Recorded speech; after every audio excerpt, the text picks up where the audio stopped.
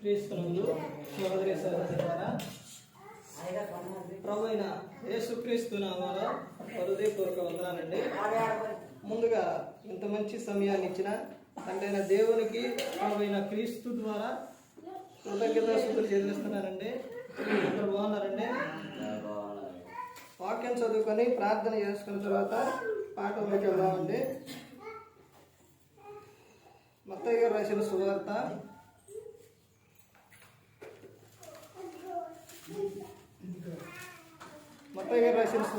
5వ అధ్యాయం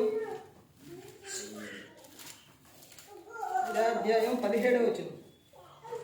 ధర్మశాస్త్రమునైనను ప్రవక్తల వచనములనైనను కొట్టివేయ వచ్చిందని తలంచవద్దు, నెరవేర్చుటకే కానీ కొట్టివేయుటకు నేను రాలేదు. ప్రార్థన చేస్తున్నాను. పరలోకమందున్న మా తండ్రి, పరిశుద్ధ ప్రేమ గల తండ్రి, గొప్ప తండ్రి, యెహోవా తండ్రి, మీ ప్రియ కుమారుడు యేసుక్రీస్తు ప్రభువారి ద్వారా కృతజ్ఞతాస్తుతులు చెల్లిస్తున్నాము నాయన. ఆరాధన క్రమంలో మీరే నడిపించండి ఆయన. వాక్యం బోధించుండగా ఇనువారు తండ్రి మంచి హృదయం తిని వాక్యానుసారం నడిచే భాగ్యం దయచేయండి. వాక్యం బోధించుండగా ఈ లోక సంబంధమైన జ్ఞానంతో కాకుండా మీ జ్ఞానంతో మాట్లాడే వాక్యం దయచేస్తారని మా ప్రభువైన యేసుక్రీస్తు నామమున వేడుకుంటున్నాము తండ్రి. ఆమేన్. ప్రభువైన యేసుక్రీస్తు నామములో హృదయపూర్వక వందనాలండి. దేవుని కుమారుడు యేసుక్రీస్తు ప్రభువు లోకానికి వచ్చిన తర్వాత పరలోక రాజ్యం సమీపిస్తుంది కనుక మారు మనసు పొందమని ప్రకటింప మొదలుపెట్టారు. అంశం పాఠం పేరు యేసుక్రీస్తు ఈ లోకానికి ఎందుకు వచ్చిన. యేసుక్రీస్తు ఈ లోకానికి ఎందుకు వచ్చిన, ఇదే పాఠం పేరు. యేసుక్రీస్తు ప్రభువారు ఎందుకు వచ్చారు ఈ లోకానికి? ఎందుకు వచ్చారు? అనేక చోట్ల అనేక ప్రాంతాల్లోని ఈ నెలలోని ఇలా చెప్పటమే కాదు, ఏం చేస్తున్నారో తెలుసండి. ఎగ్జామ్ కూడా పెడుతున్నారు. ఒక 20 ప్రశ్నల మీద కానీ, ఒక 10 ప్రశ్నల మీద కానీ, ఒక అంటే బైబిల్ గ్రంథంలో ఇలా ఇచ్చి అనేక చోట్ల ఏం చేస్తున్నారంటే అడగటం కానీ తర్వాత ఎగ్జామ్ పెట్టడం ఇవన్నీ జరుగుతుంది. ఎందుకంటే ఈ నెల వచ్చేసరికి ఎక్కువగా ఏం చేస్తారంటే ఎవరైనప్పటికీ కూడా బయట ఉన్న వారు ఏం చేస్తారంటే క్రీస్తుని గురించి అడుగుతుంటారు. ఎవరిని అడుగుతారంటే క్రైస్తవులను అడుగుతారు. వీడు కూడా ఏం చేస్తుంటారంటే పనికి వెళ్ళినా, జాబ్కి వెళ్ళినా, ఎక్కడికి వెళ్ళినా కానీ క్రైస్తవులు ఏం చేస్తారనంటే ఎక్కువగా పనికి వెళ్ళినా కానీ మరి పండగ టైం అంటే మేము కొంచెం వెళ్ళాలి, అది చేసుకోవాలి, ఇది చేసుకోవాలి అంటుంటారు. సెలవులు అడుగుతుంటారు, లేకపోతే ఇంకా ఇవన్నీ కూడా చెబుతుంటారు. కాబట్టి చాలా మంది ఎక్కువగా ఏం అడుగుతుంటారనంటే ఎందుకు వచ్చారు యేసుక్రీస్తు ప్రభువారు అంటే దేవుడు వాళ్ళు అడిగే విధానం ఉంటుందండి. దేవుడు ఆయన ఈ లోకానికి ఎందుకు వచ్చారు, ఏంటి ఆయనలో ఉన్న ప్రత్యేకత ఏంటి, ఇవన్నీ కూడా అడుగుతూ ఉంటారన్నమాట. ఎందుకు మాట తడబడుతుందో తెలుసండి నాది. ఎంత ఈ యవనంలో ఎట్టున్నా కానీ చలి ఎన్ని కోడి వేసినా ఏది వేసినా దూరం నుంచి రావాలి కాబట్టి చాలా కిలోమీటర్ల నుంచి చలి మాత్రం బాగా ఎక్కువగా ఉంది. చలి యేసుక్రీస్తు ప్రభువారు ఆయన ఈ లోకానికి ఎందుకు వచ్చారన్నదే ప్రతి ఒక్కరూ కూడా మనసులో పెట్టుకోవాలి. ఇంకో విషయం ఏంటంటే నెల వచ్చేసరికి ఎక్కువగా కూడికలైనా, మీటింగ్స్లైనా, లేకపోతే ఆరాధన అంటే ఆదివారం నాడే జరిగింది. ఈ మిగతా అన్నీ కూడా ఎక్కువగా ఈ నెలలోనే జరుగుతుంటాయి. ప్రార్థనలు ఎక్కువగా ఈ నెలలోనే జరుగుతాయి కాబట్టి ఆటంకాలు కూడా ఈ నెలలోనే వస్తూ ఉంటాయి అన్నీ కూడా. అందుకని ప్రతి ఒక్కరూ కూడా ఇంకా మనం దేవుడు ఏం చేస్తున్నారంటే సంవత్సరాలు వెంట సంవత్సరాలు దేవుడు ఇస్తున్నారు కాబట్టి దేవునికి కృతజ్ఞత స్తుతులు చెల్లించాలి. అంటే మనకి దేవుడు సంవత్సరం తర్వాత సంవత్సరం ఇస్తున్నారు అని మనం మన ఇష్టానుసారంగా ఉండకూడదు. క్రీస్తుని గురించి ఈ రోజున ప్రతి ఒక్కరూ కూడా తెలుసుకోవాలి. మాకు తెలియదండి, మేము దేవుని మందిరానికి వచ్చి ఎన్ని సంవత్సరాలు అనుకున్నారు, మేము క్రీస్తులోకి వచ్చి ఎన్ని సంవత్సరాలు అని ఇలా చెప్పేటప్పుడు అనుకునేవారు ఉంటారు. కానీ అసలు ఆయన గురించి ఒక్క మాట ఒక్క విషయం కూడా ఉండదు. వచ్చారు అంతే. ఆయన వచ్చారు, ఎందుకు వచ్చారంటే వచ్చారు, శిలువలో మరణించారు. ఈ విషయమే తప్ప బైబిల్ గ్రంథంలోనే యేసుక్రీస్తు ప్రభువారు అసలు ఈ లోకానికి ఎందుకు వచ్చారు, అసలు ఎందుకు పుట్టారు, ఆయన ఈ లోకానికి అసలు ఎప్పుడు రావాలనుకున్నారు, మీ అందరికీ గుర్తుందండి. ఇదే వాక్యం, ఇదే విషయం 2024లో చెప్పారు. మళ్ళీ నెక్స్ట్ చెప్పేది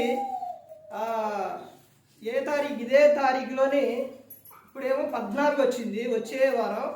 పోయిన సంవత్సరం 15 వచ్చింది, ఆ తర్వాత 22. అర్థమవుతుందండి.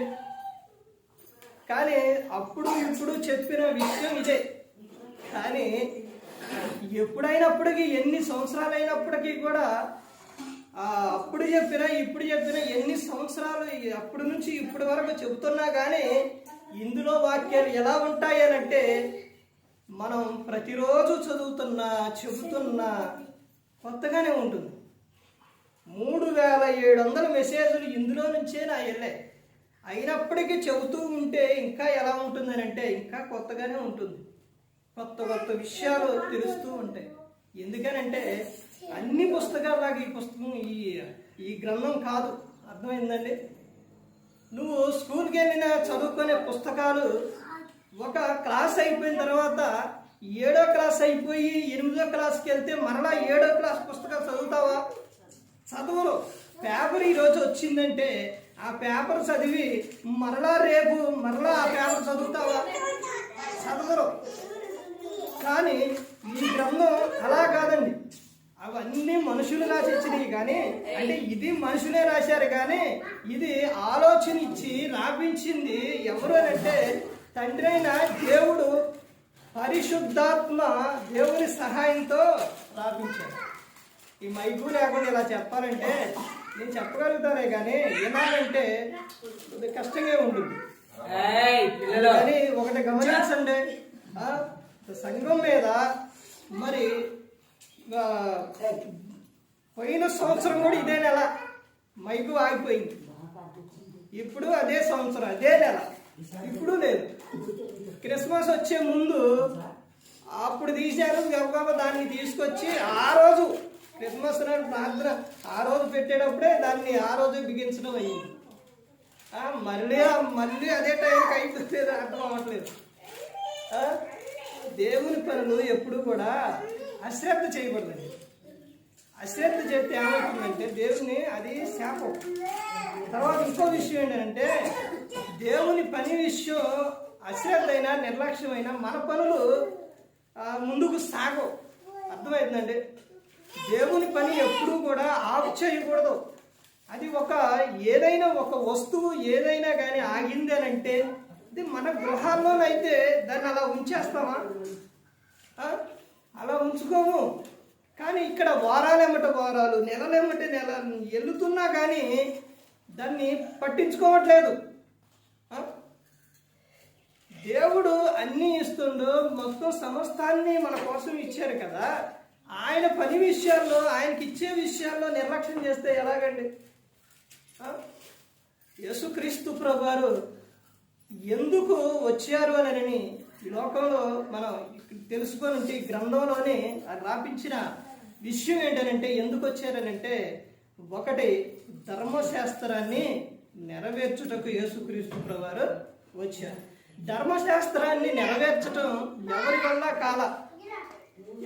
కాల. ఎంతోమంది వస్తున్నారు, వచ్చారు. ఎంతమంది వచ్చారు? ప్రవక్తలు వచ్చారు, సేవకులు వచ్చారు, చిన్నోళ్ళు వచ్చారు, పెద్దోళ్ళు వచ్చారు. ఎంతమంది వచ్చినా కానీ ఏదో విషయంలో వాళ్ళు ఏమైపోయారనంటే తప్పిపోయారు. కానీ ఎవ్వరి వలన కూడా అవ్వలేదు. అప్పుడు ఎవరు రావాల్సి వచ్చింది అని అంటే యేసుక్రీస్తు ప్రభువే రావాల్సి వచ్చింది. ఏకైక కుమారుడు ఆయనే వచ్చి ఈ లోకానికి వచ్చి ధర్మశాస్త్రాన్ని నెరవేర్చారు. ఎందుకని ఎవరి వల్ల కాలేదు అని అంటే ఎవరినో ఒకరిని ఏదో రూపంలో కరెక్ట్గా ఉండే వాళ్ళనే అపవాది ఏదో ఒక రూపంలో దారి తప్పించేసి. అసలు యేసుక్రీస్తు ప్రభువారు ఎప్పుడు రావాలండి? ఎప్పుడు రావాలి? గ్రంథాన్ని అంటే దేవుడు సృష్టిని చేసిన తర్వాత సృష్టిలో మానవుని చేసిన తర్వాత దేవుడు హృదయంలో నొచ్చుకున్నాడంట. ఎందుకని? అని క్రియలు భయంకరంగా ఉన్నాయి. దేవుడు చేసింది ప్రతి ఒక్కటి మంచిది. అసంగ్రహం చదివారు ఎప్పుడైనా? మంచిది దేవుడు చేసింది. కానీ ప్రతి మానవుడు ఏం చేసుకున్నాడంటే తమ హృదయాన్ని పాడు చేసుకొని ఈ సృష్టిలో ఉన్న ప్రతి ఒక్క దాన్ని కూడా పాడు చేసేసారు. అసలు ఏ విధంగా మారిపోయారు అని అంటే, ఎలా మారిపోయారనంటే తమ హృదయం యొక్క ఆలోచన ప్రకారంగా మనిషి మారిపోయారు. దేవుడు అప్పుడే మన నరుణ్ణి చేసినందుకు నొచ్చుకున్నారు. ఆ తర్వాత భరిస్తూ వస్తూ ఉన్న ఎంత భరించినా కానీ భయంకరంగా వెళ్ళిపోయారు. నోవాహు దినాల్లో 100 సంవత్సరాలు చెప్పించిన ఇలా, లోతు దినాల్లో చెప్పించిన ఇలా భయంకరంగా తయారైపోయారు. మొత్తాన్ని కూడా తీసేశారు. తర్వాత దేవుడు బాధపడి తర్వాత మరలా దేవుడు ఎలాంటి చేయకూడదు అని అనుకున్నాడు. అయినప్పటికీ కూడా మానవుడు వినట్లేదు.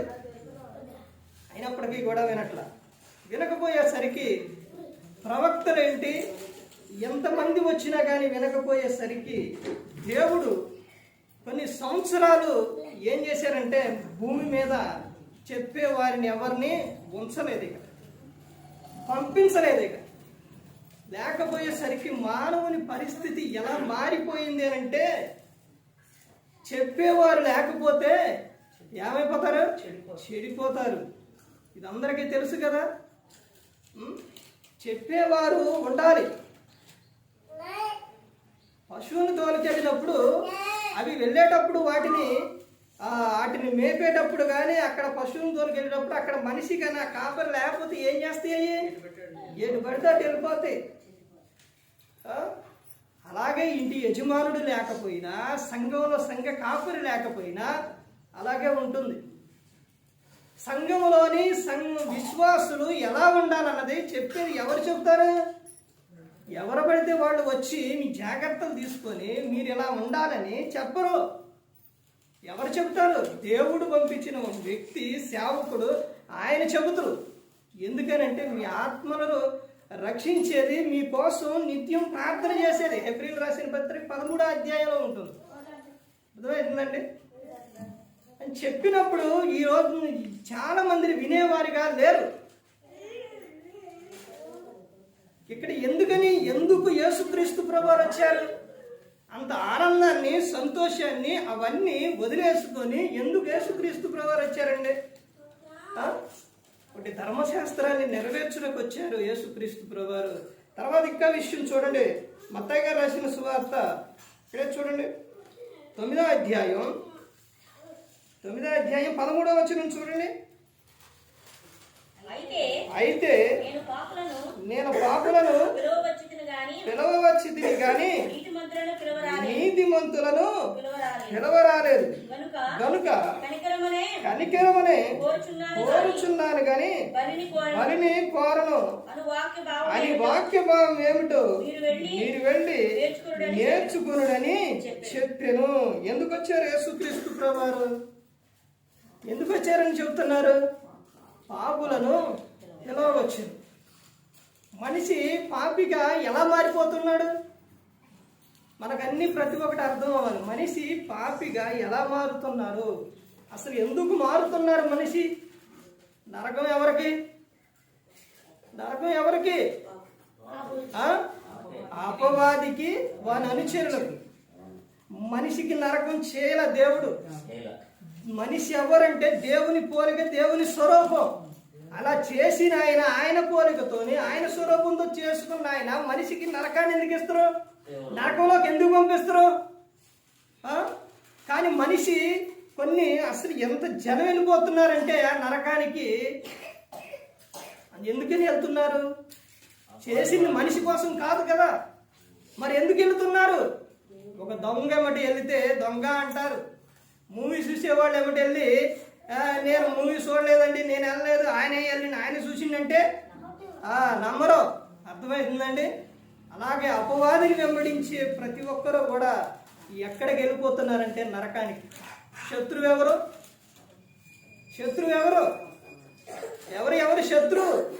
నా పక్క ఏమిటోడేనండి శత్రువు, నా ఎదుటుండోడే శత్రువు, ఆ పక్క ఏమిటోడు ఈ పక్క ఏమిటోడు శత్రువులు. వాళ్ళేనండి శత్రువులు, వాడు కాదు శత్రువు. మనిషికి ఎప్పుడు కూడా శత్రువు కాదు. మనిషి శత్రువు కాదు. శత్రువు ఎవరు అని అంటే అందరికీ అపవాది మనిషికి మరి మనిషి ఎలా శత్రువుగా మారిపోతున్నారని అంటే వాని క్రియలు మనిషిలో ఉండడం వలన. నరకానికి మనిషి ఎలా వెళ్ళిపోతున్నాడంటే అపవాదిని వెంబడించడం వలన. మనిషి పాపంలో ఎలా పడిపోతున్నాడనంటే అపవాది వాడు ఆలోచన ఇచ్చి వాడు ఆలోచన ప్రకారంగా మనిషి నడుస్తున్నాడు కాబట్టి పాపంలోకి వెళ్ళిపోతున్నాడు. మీకు అర్థం అవడానికి ఒక విషయం చెబుతాను. ఒక ఆయన ఈ లోకం నుంచి పరలోకానికి వెళ్ళిన తర్వాత ఇక్కడ దేవుడు ఏమని చెబుతాడో, నేను కనికరాన్ని కోరుతానని చెబుతాడు. యేసుక్రీస్తు ప్రభువారు చెప్పకుండా ఏది కూడా చేయరు. నువ్వు నరకంలో అలా కాలు పెట్టే సమయంలో కూడా నీకు అవకాశాలు ఇస్తావు. అర్థమవుతుందండి? ఎందుకనంటే నువ్వు మారాలి, పరలోకంలో ఉండాలి అని. ఇంకో విషయం ఏంటంటే దేవుడు మనిషిని ఎందుకు కాపాడతారండి? దేవుని స్వరూపం, దేవుని పోలిక, తర్వాత దేవుని ఆత్మ ఉంది కాబట్టి. ప్రసంగి 12:7 మనిషి దేవుని ఆత్మ మనలో ఉంది కాబట్టి దేవుడు మనల్ని కాపాడుతూ ఉన్నారు. ఎందుకనంటే ఆ ఆత్మ ఎవరిచ్చారు అంటే దేవుడు ఇచ్చారు కాబట్టి ఆత్మ నరకానికి వెళ్ళిపోకూడదు. నేనిచ్చిన బిడ్డలో నరకానికి వెళ్ళిపోకూడదు. అందుకనే దేవుని ఆత్మ మనలో ఉంది కాబట్టి దేవుడు నిత్యం మనల్ని కాపాడుతూ ఉన్నారు. ఎప్పుడైతే దేహంలో నుంచి ఆత్మ బయటకు వచ్చిందో, దేహంలో నుంచి ఆత్మ బయటికి రాగానే నీవు ఇక ఏది అన్నా కానీ పట్టించుకోడిక. ఈ విషయం మన గ్రంథం చదివితే అర్థమవుతుంది. మత్తయి సువార్త 7వ అధ్యాయంలోని 7వ వచనంలో ఏమని చెప్పారు? 7:7 ఏమని చెప్పారండి?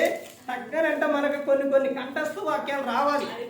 అడుగుడే మీకు ఇవ్వడును, వెతుకుడే మీకు దొరుకును, తట్టుడే మీకు తీయబడును, అడుగు ప్రతివానికి ఇవ్వడును, వెతుకువానికి దొరుకును, తట్టువానికి తీయబడనని చెప్పిన దేవుడు ఎప్పుడు ఈ విషయం చెప్పింది? ఎప్పుడు ఈ విషయం చెప్పింది? లోకంలో ఉన్నప్పుడు నువ్వు అడిగితే వెతికితే నీకు ఇస్తానని చెప్పిండు.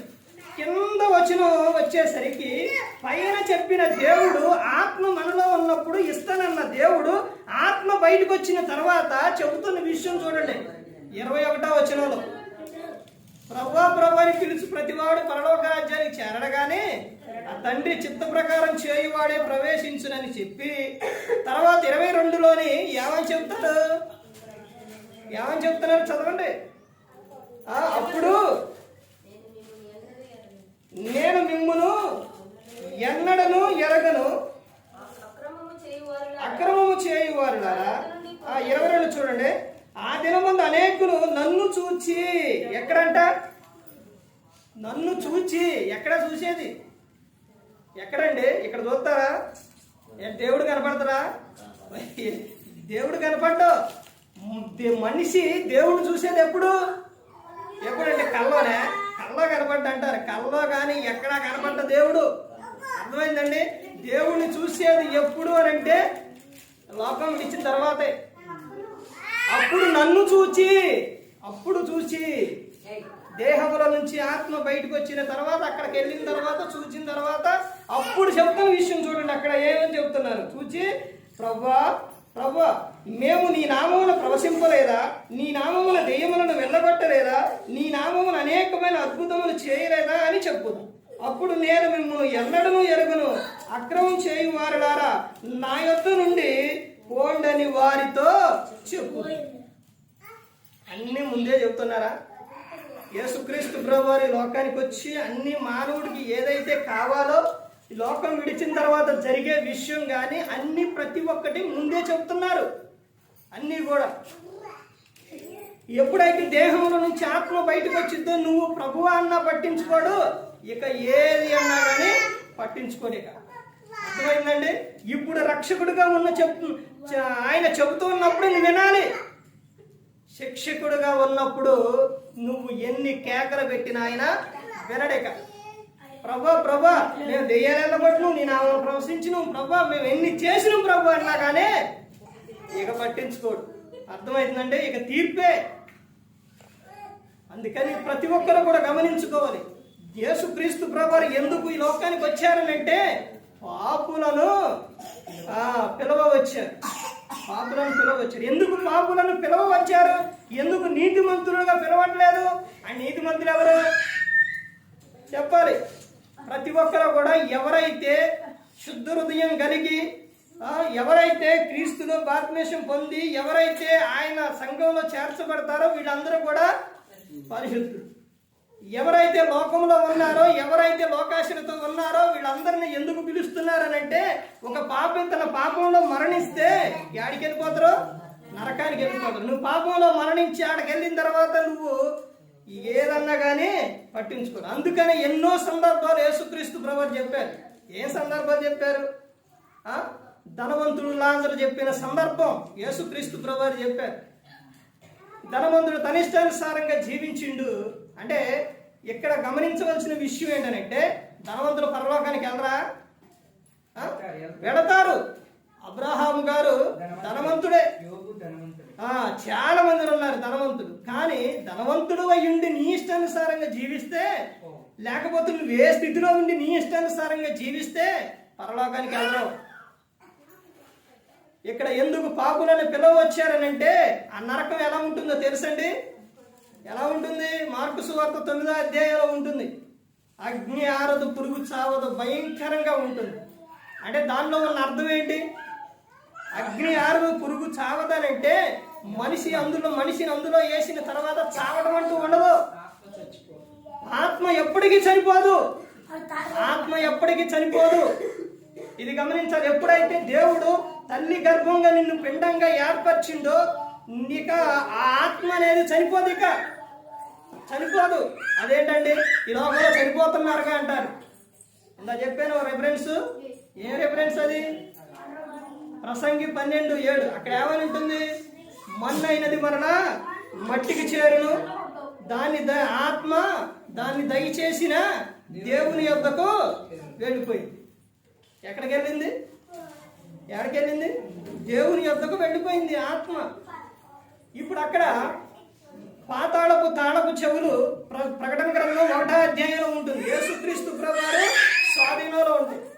ఇవన్నీ ఆత్మలన్నీ అక్కడ ఏమైతాయంటే బంధించబడతాయి, అక్కడ ఉంటాయి అన్నమాట. యేసుక్రీస్తు మరలా ఆత్మ ఎప్పుడు భూమి మీదకి వచ్చేది అని అంటే ఎప్పుడు వచ్చేది? అట్టెళ్ళి ఎట్టు వచ్చింది అనుకుంటారా? కొన్ని రోజుల తర్వాత వచ్చింది అనుకుంటారా? లేదా చనిపోయిన తర్వాత నాకు అక్కడ కనబడ్డారు ఇక్కడ కనబడ్డారు అంటుంటారే, అట్టేదేం ఉండదు. అలా రావటం గట్టదేం ఉండదు. మరలా ఆత్మ భూమి మీదకి వచ్చేది ఎప్పుడు అని అంటే యేసుక్రీస్తు ప్రభువారు రాకడ సమయంలోనే. అప్పుడు సముద్రంలో కలిపిన సముద్రం అప్పగించింది, సమాధులు తెరవబడతాయి. ఎవరి దేహంలో వాళ్ళు మొత్తం కూడా ఏవైతే అలా పైకి లేంగనే ఆత్మ వచ్చి ఎవరి శరీరంలోకి అలా వెళ్ళిపోతుంది. రక్త మాంసములు దేవుని రాజ్యమును స్వతంత్రించుకోవు. క్షయమైనది అక్షేతం ధరించుకొని అప్పుడు ఇవన్నీ కూడా భూమి మీద ఉన్న ప్రతి ఒక్కరూ కూడా ఎక్కడికి వెళ్తారు? మధ్య ఆకాశానికి వెళ్తారు. మధ్య ఆకాశంలోని అక్కడ ఇప్పుడు ఏమున్నాయి? అప్పుడు యేసుక్రీస్తు ప్రభువారు వస్తారు, తీర్పు జరిగేది అక్కడ. మరి ఇప్పుడు ఏంటండి? అపోస్తలుడైన పౌలు గారు ఎఫెసీయులకు రాసిన పత్రిక 6వ అధ్యాయం 10-11 వచనాల నుంచి కిందకి చదువుకుంటూ వస్తే అక్కడ ఏమున్నాయో అక్కడ మనకి కనబడితే తెలుస్తాయి అన్నమాట. ఏమన్నాయి అక్కడ? దురాత్మల సమూహం. అర్థమవుతుందండి? దురాత్మ సమూహాలు అవన్నీ కూడా భూమి మీదకి వచ్చేసి, అక్కడ నుంచి భూమి మీదకి వచ్చి ప్రతి ఒక్కరిని కూడా వారి ఆలోచన కానీ వారి క్రియలు కానీ అవన్నీ చెడగొట్టేసి ప్రతి ఒక్కరిని కూడా నరకానికి తీసుకెళ్ళిపోవాలని ప్రతి దినము కూడా వాడు ఏం చేస్తారో వాడి దూతలో ప్రయత్నిస్తూనే ఉంటారు. నువ్వు తిట్టు లేకపోతే ఏదైనా కానీ వాడికి కొంచెం కూడా ఇదవ్వదు. క్రైస్తవుడు అన్న ప్రార్థన చేయటం నిర్లక్ష్యం చేస్తారు, ప్రార్థనగా చేయకుండా వాక్యం చదవకుండా ఉంటారు. కానీ వాడు ప్రతి దినము ఒక వ్యక్తిని ఎలా దారి తప్పించాలో ప్రయత్నిస్తూనే ఉంటాడు. అపవాది ఆ ఎరలోకి వెళ్ళిపోకూడదని, ఆయన ఎమడించి నరకానికి వెళ్ళిపోకూడదని యేసుక్రీస్తు ప్రభువారు పిలుస్తూ ఉన్నారు. ఆయన ఈ లోకానికి వచ్చి, ఈ లోకానికి ఆయన మరియమ్మ గారి గర్భాన పడ్డ కానించి, మరియమ్మ గారి గర్భాన పరిశుద్ధాత్మ ద్వారా యేసుక్రీస్తు ప్రభువారు పడ్డ కానించి ఆయన ఈ లోకానికి వచ్చి ఈ లోకంలో ఉండి వెళ్ళిపోయిన వరకు కూడా శ్రమలే. అర్థమైందండి? ఎప్పుడైనా ఆనందంగా ఉన్నారు యేసుక్రీస్తు ప్రభువారు? ఎప్పుడు కూడా ఆయన లేరు. మరియమ్మ గారి గర్భాన్ని ఎప్పుడైతే పడ్డారో అప్పుడే యేసేపు విడనాడాలనుకున్నారు. ఆ తర్వాత దూత వచ్చి చెప్పడం, ఆ తర్వాత హేరోదు ఆయన్ని చంపించాలనుకోవటం, మరలా యేసుక్రీస్తు ప్రభువారిని ఇక్కడి నుంచి మరలా వేరే చాడ తీసుకెళ్ళడం, మరలా రావటం. అక్కడి నుంచి చూడండి, ఎదుగుతున్న తర్వాత 30 సంవత్సరాలు వచ్చిన తర్వాత బాప్తిస్మం పొందిన తర్వాత అపవాది చేత శోధింపబడి 40 రాత్రులు 40 పగులు ఉపవాసం ఉండి అవన్నీ అయిపోయిన తర్వాత ఆకలి కొన్న తర్వాత శోధకుడు వచ్చి ఆ శోధనలో యేసుక్రీస్తు ప్రభువారు సాతానుని జయించి అక్కడ నుంచి ఆ తర్వాత సువార్త అనేది ప్రకటించారు. సువార్త మొదలుపెట్టిన కాడి నుంచి ఇక మొదలుపెట్టారు అడగటం. ఏమని మొదలుపెట్టారు? యేసుక్రీస్తు ప్రభువుని ఏమని అడిగారండి? ఆయనేమో పాపులను రక్షించాలి, ప్రతి ఒక్కరిని పరిశుద్ధపరచాలి, ప్రతి ఒక్కరిని రక్షించాలని యేసుక్రీస్తు ప్రభువు ఈ లోకానికి వస్తే అదట్ట ఇదట్ట అక్కడట్టుంది ఇక్కడట్టుంది, లేకపోతే ఆయన్ని అవమానపరచాలి, ఆయన ఏం చెబుతున్నాడని వ్యభిచారంలో పట్టబడిన స్త్రీని తీసుకొచ్చారు ఒకసారి. ఎందుకు తీసుకొచ్చారు? మోషే గారి ధర్మశాస్త్రంలో ఏమనుంది? తప్పు చేస్తే రాడు రువ్వు చంపాలని, కొట్టి చంపాలని ఉంది. అదే విషయం ఇప్పుడు యేసుక్రీస్తు ప్రభువారు తప్పు చేశారు చంపేయండి అంటే ఏమంటారు? నువ్వేం బోధకుడు అంటారు. తర్వాత వద్దు అన్నా కానీ నువ్వేం బోధకుడు అంటారు. ఎన్ని విధాలుగా మాట్లాడినా ఎలా చెప్పినా కానీ ఆయన్నే తప్పు పట్టాలని యేసుక్రీస్తు ప్రభువు దగ్గరకు తీసుకొచ్చిన తర్వాత యేసుక్రీస్తు ప్రభువు చెప్పిన సమాధానం ఏంటి? ఆ సమాధానానికి ఒక్కడన్నా అక్కడ ఉన్నారా? ఎవ్వరూ లేరు. మీలో పాపం లేని వారు మొదట మీద రాయి వేయి అన్నప్పుడు ఏ ఒక్కరు కూడా లేరు. అందుకని ఎవరైనప్పటికీ కూడా పాపంలో జీవిస్తే ఎక్కడికి వెళ్ళిపోతారు? నరకానికి వెళ్ళిపోతారుగా. అందుకని యేసుక్రీస్తు ప్రభువు పాపులను పిలవ వచ్చి ఉన్నారు. తర్వాత ఇంకా ముందుకెళ్తే చూడండి, ఇంకా ఎందుకు వచ్చారు? లూకాసు వార్త 19వ అధ్యాయం, లూకాసు వార్త 19వ అధ్యాయం 10వ వచనం. నశించిన దానిని వెతికి రక్షించుటకు మనిషి కుమారుడు వచ్చినని అతనితో చెప్పాను. ఎందుకు వచ్చారు యేసుక్రీస్తు ప్రభువారు? నశించిన దానిని వెతికి రక్షించడానికి యేసుక్రీస్తు ప్రభువారు వచ్చారు. ఎవరైతే పాపంలో జీవిస్తున్నారో వాళ్ళ దగ్గరకు వెళ్ళి ఆయన ఏం చేశారు? చాలా మందిని సువార్త చెప్పి ఆయన రక్షించారు. సమరయ స్త్రీ దగ్గరికి వెళ్ళి అలాగే చెప్పారా? ఆ తర్వాత ఏనే మిస్ అయ్యా, ఏనే రక్షకుడని ఆయన తెలుసుకుందా? ఊరి వారికి వెళ్ళి చెప్పిందా? చూసారండి, ఇలా ఎన్నెన్నో విషయాలు యేసుక్రీస్తు ప్రభువారు ఈ లోకానికి వచ్చి చెప్పి ఉన్నారు. తర్వాత అపోస్తులు అంటే శిష్యుల ద్వారా యేసుక్రీస్తు ప్రభువారు అని వాళ్ళకి నేర్పి వాళ్ళకి చెప్పి వాళ్ళని ఎక్కడ పంపించారు? సువార్తను చెప్పడానికి పంపించారు. తర్వాత ఇంకా ఆయన ఎందుకు వచ్చారనంటే మార్కు సువార్త 1:38లో ప్రకటించుటకు యేసుక్రీస్తు ప్రభువారు ఈ లోకానికి వచ్చి ఉన్నారు. సువార్తను ప్రకటించాలి. సువార్తను ఎప్పుడైతే మనం ప్రకటిస్తామో అప్పుడు ఏం జరుగుతుందో తెలుసండి? ప్రతి ఒక్కరు కూడా ఎవరైనప్పటికీ కూడా ఒక వాక్యం అయినా విని వారు ఏం ఏం చేసుకుంటారో తెలుసండి, వారి మనస్సులో మార్చుకుంటారు. మత్తయి సువార్తలో 11వ అధ్యాయం 28, 29 వచనాల్లోని యేసుక్రీస్తు ప్రభువు చెప్పిన విషయం ఏంటంటే, నేను మీకు ఏమిస్తానని చెప్పారు? విశ్రాంతిని ఇస్తాను, నేను సాత్వికుడను, దీన మనసు గలవాడను, నా యొద్దకు వచ్చి నేర్చుకొనిడి. ఇద్దరు వ్యక్తులు చనిపోవాలని నిర్ణయించుకున్నారు. ఎవరో తెలుసండి? భర్త భార్య. వీళ్ళిద్దరూ కూడా ఆ కుటుంబంలోని ఆ పిల్లల మాటినక వారికి అప్పులయ్యి ఐక్యత లేక వాళ్ళిద్దరూ కూడా చనిపోవాలని మందు తీసుకుని అంతవరకు వెళ్ళిపోయారు. ఒక చోటకు వచ్చారు. వాడు వచ్చిన తర్వాత అక్కడ అంటే ఎవరికంటే గృహానికే వచ్చారు.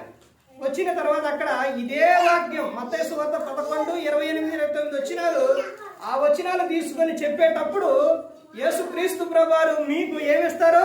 విశ్రాంతినిస్తారు, శాంతినిస్తారు, మిమ్మల్ని రక్షిస్తారు, మిమ్మల్ని కాపాడతారు అనే విషయం అక్కడ ఉన్న ఆ విషయాన్ని చెప్తే వాళ్ళు ఏమయ్యారో తెలుసండి? వాళ్ళు మనసు మార్చుకొని అయ్యా మా ఇంటికి ఒక్కడికి వచ్చి ఏం చేయమన్నారు? ప్రార్థన చేయమన్నారు. ప్రార్థన పెట్టండి అన్నారు. అంటే వాక్యము చెప్పటం వలన ఒక వ్యక్తి ఏమవుతారంటే అందులో ఒక మాట అయినా కానీ వారు మనసులో పెట్టుకొని వారు ఏమవుతారో తెలుసండి? మారిపోతారు. అలా ఎంతో మంది చనిపోవాలి, నేను ఈ లోకంలో బ్రతకను అనుకున్న వారికి దేవుని వాక్యం విని ఎంతో మంది మారారు. అగస్టిన్ అనే అతను మారాడా? అలా ఎంతో మంది, చాలా మంది కూడా మారారు. వాక్యాన్ని ఏం చేయాలని అంటే ప్రకటించాలి. ఇక్కడ విన్న వాక్యాన్ని బయటికి వెళ్ళిన తర్వాత ఏం చేయాలి? ప్రకటించాలి, చెప్పాలి, అనేకులకు చెప్పాలండి. ఈ రోజున ఫోన్ వచ్చింది, నువ్వు ఎక్కడెక్కడికో వెళ్ళి చెప్పే అవకాశం నీకు లేకపోతే ఈ రోజున నీ చేతిలోకే ఏమొచ్చింది? ఫోన్ వచ్చింది. ఆ ప్రతి ఒక్కరి దగ్గర ప్రతి ఒక్క గృహంలో అందరికీ లేకపోయినా ఒక ఇంట్లో ఒక ఫోన్ అయినా ఉంటుందండి, కంపల్సరీగా ఉంటుంది. ఒక వాక్యాన్ని నువ్వు స్టేటస్లో పెట్టు, ఒక వాక్యాన్ని యూట్యూబ్లో పెట్టు, ఫేస్బుక్లో పెట్టు. ఎన్ని వ్యర్థమైన ఎన్ని పెడుతున్నారండి. దేవుని గురించి, క్రీస్తుని గురించి ఒక విషయం, ఒక మాట నువ్వు అందులో పెడితే ఎవరైనా ఒక్కళ్ళైనా చూస్తారు. వైజాగ్ నుంచి యూట్యూబ్లో పెడుతుంటే బ్రదర్ చూశారు. చూసి తాను ఫోన్ చేసి అంటే మీ వాక్యాన్ని వింటామని అతను చెప్పాడు. ఎందుకని? తర్వాత చిన్నపేటలో కానీ ప్రతి ఒక్క చోట కూడా మేము మీ వాక్యాన్ని యూట్యూబ్లో వింటున్నామని చెబుతున్నారు. అంటే యూట్యూబ్లో పెట్టడం ద్వారా ఎక్కడో ఉన్నవారు వింటున్నారు. అలా ఎన్నో వాక్యాలు ఎంతో మంది పెడుతున్నారు. వాక్యాన్ని, సువార్తను ఏం చేయాలంటే ప్రకటించాలి, చెప్పాలి క్రీస్తుని గురించి. ఎందుకంటే నిన్ను నన్ను మనందరినీ రక్షించడానికి యేసుక్రీస్తు ప్రభువారు ఈ లోకానికి వచ్చి మన కోసం ఆయన శిలువలో మరణించారు. ఆయన ఇంకా ఎందుకు వచ్చారంటే చూడండి మత్తయి సువార్త 20వ అధ్యాయం 28వ వచనంలో, పరిచారం చేయుటకును విమోచన క్రయధనముగా తన ప్రాణం ఇచ్చుటకు ఈ లోకానికి వచ్చారు. ఎందుకు వచ్చారు? తన ప్రాణమును ఇచ్చుటకు యేసుక్రీస్తు ప్రభువారు ఈ లోకానికి వచ్చింది. తర్వాత ఇంకా ఎందుకు వచ్చారనంటే యోహాను సువార్త 6:38లో, తండ్రి చిత్తము నెరవేర్చుటకు యేసుక్రీస్తు ప్రభువారు వచ్చి ఉన్నారు. తండ్రి ఏదైతే చేశారో, తండ్రి ఏదైతే చెప్పారో ఆ తండ్రి మాట ప్రకారం తండ్రి చిత్తాన్ని నెరవేర్చుటకు ఈ లోకానికి వచ్చి ఉన్నారు. నేను చెప్పే విషయం ఏంటంటే ఒకటి గమనించండి. ఆరాధన సమయం అంటే ఆరాధన సమయానుకూలంగా వెళ్ళాలి, సమయానుకూలంగా ఉంటుంది. అందుకని మీకు క్లాసు పెట్టి ఆ క్లాసులోని ఆ క్లాసులో అయితే కొంచెం సేపు ఎక్కువైనా తీసుకెళ్ళగలరు. కానీ ఆరాధనలో అలా ఉండదు. అర్థమవుతుందండి? ఇంత టైం అనుకుంటే ఇంత ఇదిగా వెళ్ళిపోవాలి. క్లాసులకు రమ్మంటే క్లాసులకు రావట్లేదు. ఎందుకనండి అంత దూరం నుంచి వచ్చి క్లాసులు పెట్టేది ఎందుకు? మీరు నేర్చుకుంటారు, మీ ఆత్మలు రక్షింపబడతాయని ఆదివారం నాడు ఒక్కరోజే చెప్పడం అనేది 5 క్రమాలు ఉంటాయి ఆరాధనలో. మరి 5 క్రమాలు నా రోజు ఆదివారం నడపరగండి. మిగతా సమయంలో అంటే పాటలో వాక్యమే ఉండిద్ది. పాటల వాక్యం ఉంటుంది కాబట్టి ఆ వాక్యాన్ని కొంచెం సేపు మీకు ఎక్కువసేపు కొంచెం చెప్పడానికి అర్థంగా వివరించడానికి క్లాసుకి రమ్మంటే ఎవరో క్లాసులు ఎంతసేపు ఉంటారండి? ఇక మీకు ఏం పెట్టాలంటే ఆన్లైన్ ప్రార్థన పెట్టాలి. అవి పెడితేనే మాట లాని కూర్చోబెట్టాలి. అట్ట కాదు కండి.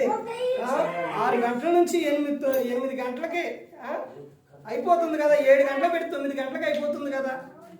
రావాలండి, నేర్చుకోవాలి. ఇప్పుడు చూడండి, ఎక్కువసేపు తీసుకెళ్ళాలంటే ఇటు సమయం అయిపోతుంది. దాన్ని వివరించి చెప్పకపోతే అది మీకు అర్థమవుతుంది. అందుకనే క్లాసులు పెట్టేది. ఎక్కడ నుంచో మీరు రావాల్సిన అవసరం ఉందండి. లేకపోతే ఒక 10 కిలోమీటర్లు 5 కిలోమీటర్ల నుంచి రావాలండి. నేను ఎన్ని కిలోమీటర్ల నుంచి రావాలి? మరి ఇటు నుంచి మీరు ఎన్ని కిలోమీటర్ల నుంచి రావాలి? కిలోమీటర్ల పక్కనే కదండి. అందుకని క్లాసులకి రండి, ఆరాధనకి కూడా మానేయకుండా రండి. యేసుక్రీస్తు ప్రభువారు మనందరి కోసం ప్రాణం పెట్టుటకు పరలోకం నుంచి ఈ లోకానికి వచ్చి ఉన్నారు. తర్వాత ఆయన ఇంకా ఎందుకు వచ్చారనంటే యోహాను సువార్త 10:10లో సమృద్ధి జీవం ఇచ్చుటకు వచ్చి ఉన్నారు. నువ్వు ఎలా ఉండాలండి? సమృద్ధి జీవం కలిగి నువ్వు ఉండాలి. ఈ విషయాలు ఎక్కడెక్కడ చెప్పారు యేసుక్రీస్తు ప్రభువారు? యోహాను సువార్త 15:7 నా యందు మీరును మీ యందు నా మాటను నిలిచి ఉన్నాయి కదా, మీకేది ఇష్టమో అడుగుడి, మీరు బహుగా ఫలించడం వలన నా తండ్రి మహిమపరచబడును, మీరు ఏమవుతారంట? నా శిష్యులవుదురు అని చెప్పారు. మీరు బహుగా ఫలించాలి అన్ని విషయాల్లో. యోహాను గారు రాసిన పత్రికల్లోని ఏముంటుందో తెలుసండి? ప్రియుడ, నువ్వు ఆత్మలో వర్ధిల్లుచున్న ప్రకారం సౌఖ్యముగా నువ్వు అన్ని విషయాల్లో ఏమాలంట? అన్ని విషయాలు నువ్వేవాలి, వర్ధిల్లాలి. అన్ని విషయాల్లో, ప్రార్థన చేసే విషయాల్లో, వాక్యం చదివే విషయాల్లో, ఎవరైనా అడిగితే చెప్పే విషయాల్లో, నీ పని విషయాల్లో, జాబ్ విషయాల్లో, అన్ని విషయాల్లో వర్ధిల్లాలి. నువ్వు ఉదయం లేచి ప్రార్థన చేయి, మొదటి స్థానం దేవునికి. నువ్వు ఆరాధనకు రా, కూడికలకు రా, వీటన్నిటికీ నువ్వు వస్తూ ఉంటే, దేవుని పనిలో అని నువ్వు ఉంటే, నీ పనులు దేవుడు ఏం చేస్తారో చక్కగా నెరవేరుస్తారు. నిన్న దినాన శుక్రవారం అదే జరిగిందండి. గురువారం నాడు ఈ వరిగడ్డి ఉండిద్ది కండి, అవి తోలాలంటే ఆ రోజు వాళ్ళకి కుదరక శుక్రవారం అన్నారు. శుక్రవారం నేను ఉండను బాబు అన్నా. సరే మీరు వెళ్ళండి, మేము తోలుతాం అన్నారు. నేను రాయుడుపాలెం వీర్రాపురం ప్రార్థనకి వెళితే, రాయుడుపాలెం వెళ్ళి అక్కడ కూడికి వెళ్ళి వచ్చేసరికి చక్కగా వాళ్ళు తోలి చక్కగా వావేసి నీట్గా చక్కగా చేశారు. రైతు కానీ వాళ్ళు కానీ అందరూ కూడా చక్కగా చేశారు. అది ఎవరు ఇచ్చిన ఆలోచన అంటే దేవుడు వాళ్ళకి ఇచ్చిన ఆలోచన అంటే దేవుని పనిలో మనం ఉంటే, దేవుని పనుల్లో ఉంటే, దేవుని పని చేస్తే దేవుడు మనకు ఏం చేస్తారండి? సహాయం చేస్తారు దేవుడు మనకు. నేనున్నా కానీ నేను ప్రార్థనకి వెళ్ళకుండా, లేకపోతే నేను అక్కడ ఉన్నా కానీ అంత నీట్గా అంత చక్కగా చేపించేవాడు కదా. అర్థమైందండి? దేవుడు ఆలోచన ఇచ్చి ఒక పక్క ఇలా ఉన్నదాన్ని ఇలా సరి చేసి ఇలా పెట్టి ఎంత చక్కగా చేశారో, అంత చక్కగా చేశారు. అంటే దేవుని పనిలో నేననే కాదండి, ఎవరన్నా కానీ దేవుడు ఏం చేస్తారో సహాయం చేస్తారు. సమృద్ధి జీవం నీకు ఇచ్చుటకు ఆయన వచ్చి ఉన్నాడు. నీకు ఏది తక్కువై ఉండదు. అర్థమైందండి?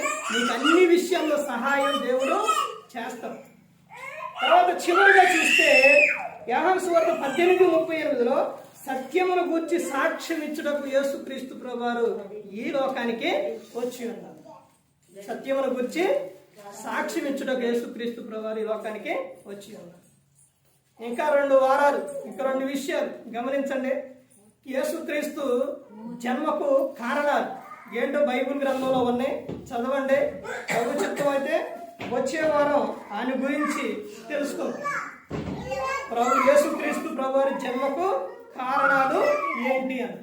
యేసుక్రీస్తు ప్రభువారు ఈ లోకానికి ఎందుకు వచ్చారు, ఆయన జన్మకు కారణం ఏంటి, ఆయన ఎందుకు వచ్చారు, ఇవన్నీ కూడా ప్రతి ఒక్కరు కూడా తెలుసుకోవాలి, ప్రతి ఒక్కరు కూడా నేర్చుకోవాలి.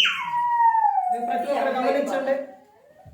దేవుని పని విషయాల్లో కానీ, ఇచ్చే విషయాల్లో కానీ, ఏ విషయాల్లో కానీ నిర్లక్ష్యం అనేది చేస్తే దేవుడు మన పనుల విషయాల్లో నిర్లక్ష్యం అనేది చేస్తారు. మీకు ఇలాంటి ఉపమానాలు చాలా చెప్పానంటే,